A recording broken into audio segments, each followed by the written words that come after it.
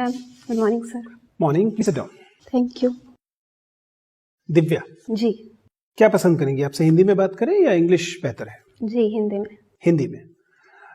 ठीक है, तो बिना अपना नाम दोहराए अपनी कोई पहचान जाहिर किए और अपनी जाति या समुदाय के बारे में बताए हुए अपना परिचय दीजिए।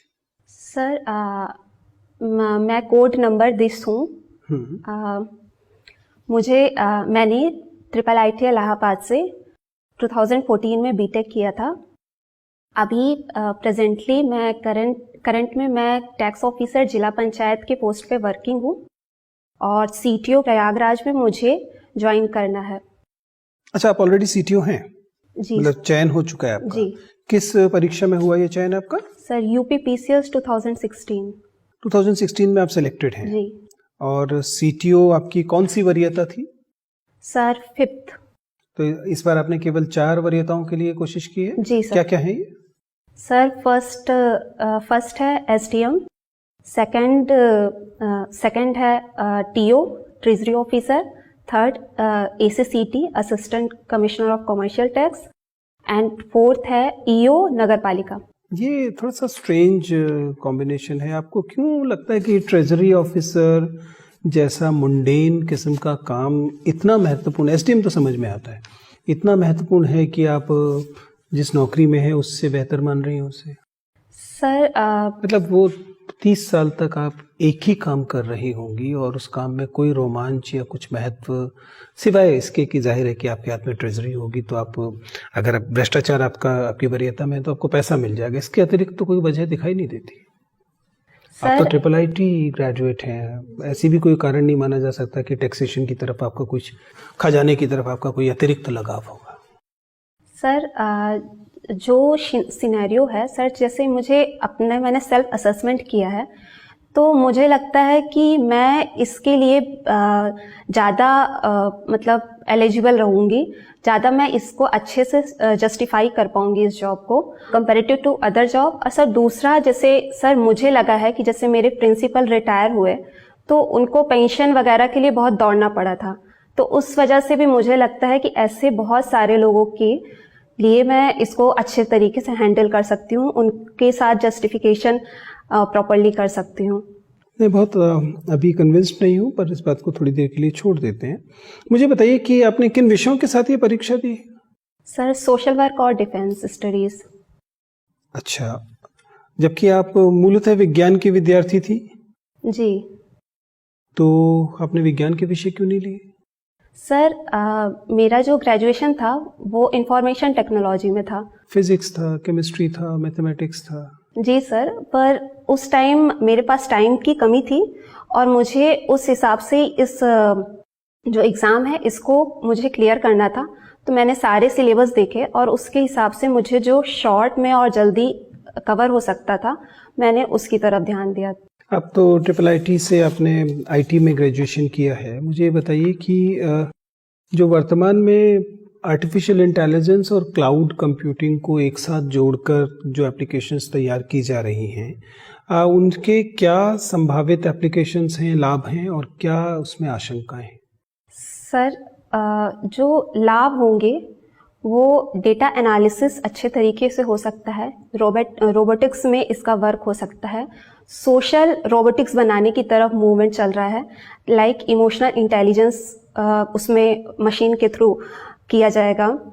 साथ ही फार्मिंग सेक्टर में और फार्मिंग सेक्टर, एजुकेशन सेक्टर, इन सारे सेक्टर्स में ये अच्छे तरीके से रोल निभाएगा।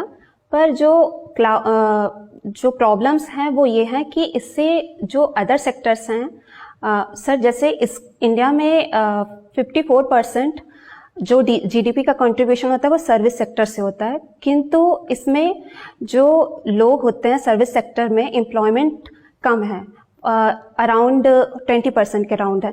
तो बाकी सेक्टर्स एग्रीकल्चर वगैरह में 60% के अराउंड एम्प्लॉयमेंट है। तो सर इसमें एक तो जॉब लॉस की बहुत ज़्यादा संभावना है इसके थ्रू, और दूसरी चीज़, अगर जॉब लॉस होगी तो सोशल अनरेस्ट भी हो सकता है। तो इसके लिए, पर इसको नेगेटिव सेंस में ना लेके इसमें स्किल डेवलपमेंट की तरफ फोकस करने की आवश्यकता है। इंडिया को सर मुझे लगता है कि जैसे 4th IT रेवोल्यूशन चल रहा है तो इसमें सभी जितने भी न्यू जनरेशन है इंडिया में जो डिविडेंस है इंडिया का डेमोग्राफिक डिविडेंस, उसको स्किल करके इस सेक्टर की तरफ मूव कराने की जरूरत है। तो मुझे डिफेंस स्टडीज भी आपने पढ़ा है, मुझे बताइए कि पीस कीपिंग और पीस बिल्डिंग ये दोनों एक्सरसाइज की बात डिफेंस में होती है, क्या डिफरेंस है दोनों? सर, पीस कीपिंग तब यूज की जाती है जब दो कंट्रीज में जहाँ पे वार की संभावना होती है वहाँ पे पीस मेकिंग के लिए वहाँ पे फोर्सेस भेजी जाती हैं। तो उसमें पीस कीपिंग पीस मेकिंग है और पीस बिल्डिंग क्या है? सॉरी सर, मैं कंफ्यूज हो रही हूँ। छोड़ दे जी, कोई बात नहीं। डिफेंस जी से बात हो रही है। क्लॉजविट की थ्योरी क्या है? मैम, क्लॉजविट की थ्योरी में है कि जो वॉर है उसका जो वोम है वो पॉलिटिक्स है। राजनीति से वॉर जनरेट होता है। और उसकी जो वॉर की टैक्टिक्स हैं उसमें वो क्या सजेस्ट करते हैं? टैक्टिक्स वो 3 टाइप का बताए हैं, स्ट्रेटजी, टैक्टिक्स और प्लानिंग। मैम, प्लानिंग में वो बताते हैं कि किस तरीके से वॉर को हैंडल करना है, उसके लिए क्या क्या प्लान करना है। टैक्टिक्स में वो जितनी भी चीज़ें हैं उस वॉर के टाइम में कैसे आर्म्स एम्युनिशंस को यूज़ करना है, और उसके बाद जो लॉजिस्टिक है उसमें किस टाइप से वॉर में संसाधनों को वहाँ तक पहुँचाना है। ये तरीका उन्होंने बताया है, 3 वे। कॉन्क्रीट नहीं बताया आपने कुछ। चलिए, डिफेंस बजट अगर हम यूएसए, इंडिया और चाइना 3 कंट्रीज का कंपेयर करें तो क्या एनालिसिस निकल कर आता है? मैम, यूएसए और चाइना का इंडिया के कंपैरिजन में ज़्यादा है डिफेंस एक्सपेंडिचर।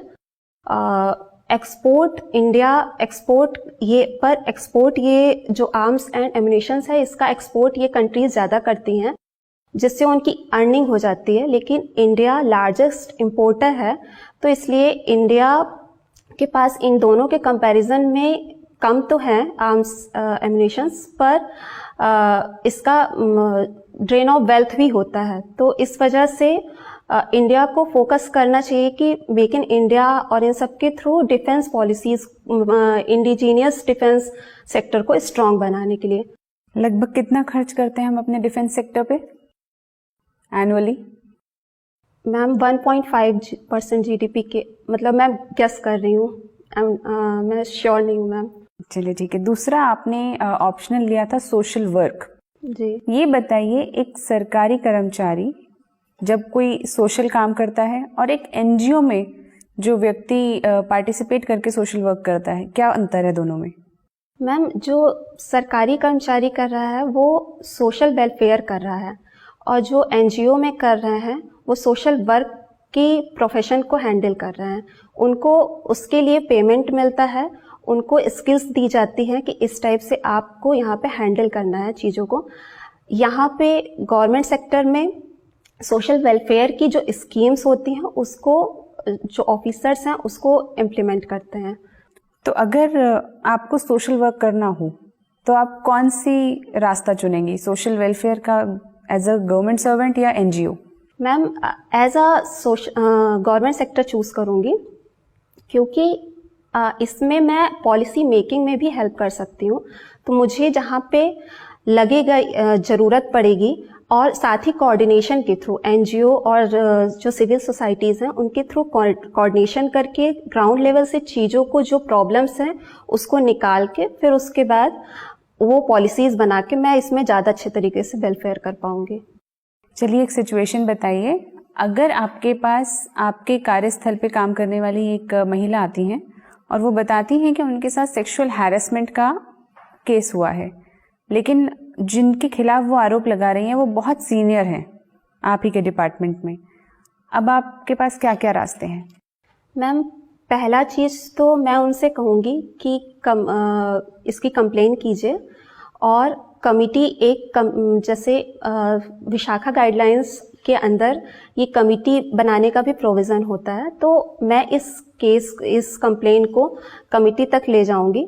साथ ही ज़रूरी नहीं है कि वो चीज़ मतलब सही ही हो, उनका हो सकता है कि वो सिर्फ कंप्लेन ही कर रही हूँ, तो इसकी निष्पक्षता से जांच करेंगे, एविडेंसेस एंड प्रूफ्स इकट्ठा करेंगे, और अगर लगता है कि सर आरोपी हैं जो सीनियर ऑफिसर हैं तो उनके खिलाफ एक्शन लिया जाएगा, अदरवाइज केस उन जो विमेन है उसके खिलाफ लिया जाएगा। Thank you. आप बीटेक करके आई हैं जी। और डिफेंस स्टडीज भी आपका सब्जेक्ट है। जी। आप मुझे बताएंगे क्रिटिकल इंफ्रास्ट्रक्चर किसे कहते हैं? क्रिटिकल इंफ्रास्ट्रक्चर, सॉरी मैम, नहीं सुना। नेशनल सिक्योरिटी में और इंफॉर्मेशन टेक्नोलॉजी बैकग्राउंड के दृष्टिकोण से बहुत महत्वपूर्ण हो जाता है। खैर, मुझे ये बताइए कि 5G की चर्चा है आजकल, क्या फ़र्क है 4G और 5G में? मैम 4G और 5G में जो स्पीड है इंटरनेट की वो बढ़ जाएगी। 5G कितनी में बढ़ जाएगी? कितने गुना बढ़ जाएगी 4G से 5G में शिफ्ट होने पे? मैम एग्जैक्ट डेटा मुझे याद नहीं है, सॉरी, मैं जाके देखूंगी इसको श्योरली। चलिए कोई बात नहीं। डेटा लोकलाइजेशन किसे कहते हैं?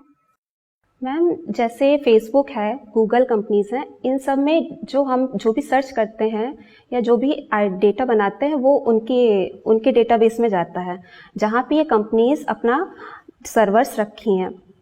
तो ये हमारा डेटा आउटसोर्स हो जा रहा है, बाहर चला जा रहा है। लेकिन जो डेटा बाहर चला जा रहा है तो उससे क्या है कि हमारे प्राइवेसी को भंग भी हो रही है, हमारी प्राइवेसी भी भंग हो रही है। अगर इसको हम किसी भी इलेक्शन वगैरह में भी ये लोग यूज़ कर सकते हैं। तो जो डेटा लोकलाइजेशन का कंसेप्ट आया है इसी बेसिस पे आया कि हमारी जो डेटा है वो इंडिया में ही रहे, इंडिया के लोगों का डेटा इंडिया में ही बना के रखा जाए ताकि कोई भी डेटा लॉस ना हो। ठीक है। मेरे को ये बताइए कि COP 14 हुआ था अभी और COP 25 होने वाला है, क्या फ़र्क है दोनों में?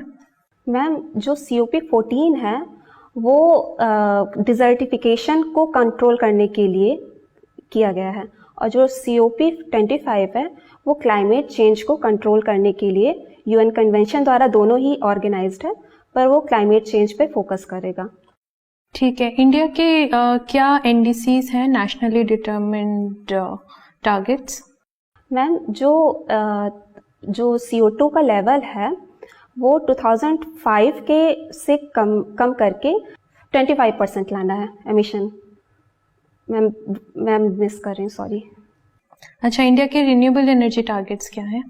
मैम 175 गीगावाट 2022 तक इम्प्लीमेंट कर लेना है।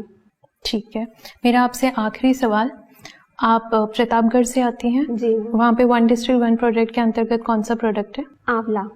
तो आंवला के आप मुझे खाने के अलावा 3 इस्तेमाल बताइए। आपके अपने बनाए इस्तेमाल भी हो सकते हैं, ज़रूरी नहीं वैसे ही इस्तेमाल किया जाए। तो 3 अलग इस्तेमाल बताइए।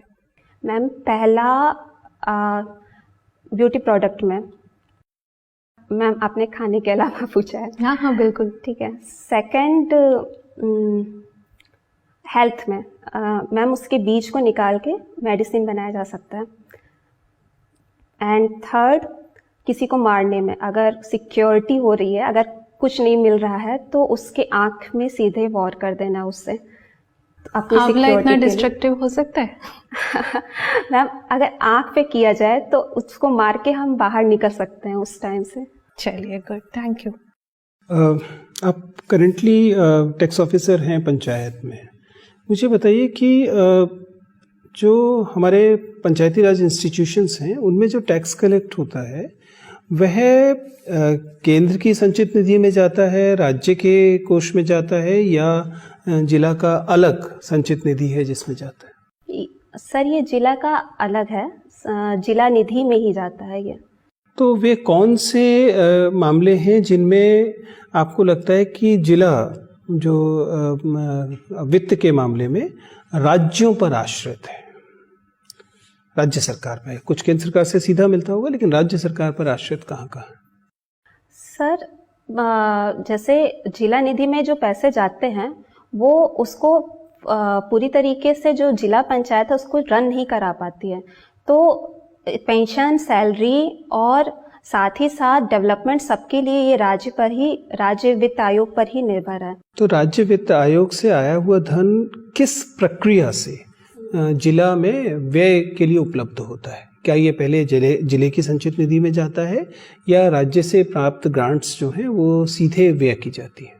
सर सीधे ही व्यय किया जाता है, पर 10% पहले सैलरी और पेंशन्स पे व्यय किया जाता है, उसके बाद रिमेनिंग जो परसेंटेज हैं वो डेवलपमेंट कार्य के लिए यूज होता है। ठीक, मुझे आपसे बात करके अच्छा लगा, आप जा सकती हैं। Thank you ma'am. जी दिव्या, आपका इंटरव्यू 23 को है? जी सर। पढ़ने वाला काम पूरा हो गया या कुछ बचा हुआ भी? सर बचा है, बहुत सारा बचा है। देखिए, कुल मिला के आपका इंटरव्यू अच्छा ही जा रहा है, मुझे कोई मेजर परेशानी उसमें नहीं दिखाई दे रही है। थोड़े बहुत चीजों को छोड़ दिया जाए, अगर कम्युनिकेशन की बात करें तो बाय एंड लार्ज कम्युनिकेशन ठीक है, आपकी आवाज पर्याप्त ऊंची है, आपका फ्लो अच्छा है, हैंड मूवमेंट रेस्ट्रिक्टेड है, आई कांटेक्ट भी बाय एंड लार्ज ठीक है, सिटिंग पोस्चर भी अच्छा है। तो वो एरियाज ऐसे हैं जो आपके लगभग तैयार हैं कम्युनिकेशन वाले हिस्से में।